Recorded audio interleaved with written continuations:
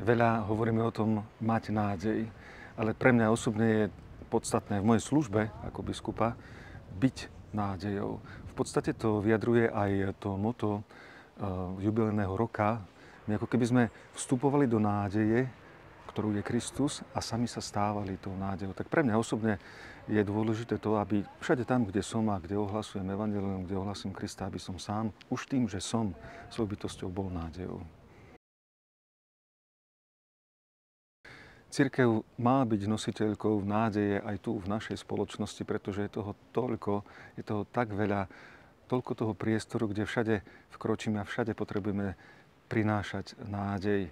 A ja za seba ešte môžem tak veľmi špecificky a osobne povedať, keďže mám na starosti oblasť ochrany maloletých cirkví, tak sú to pre mňa veľmi také silné skúsenosti, keď mám možnosť sa osobne stretať s obeťami, ktoré sú poznačené na celý život a ktoré majú veľmi hlboké rany na sebe.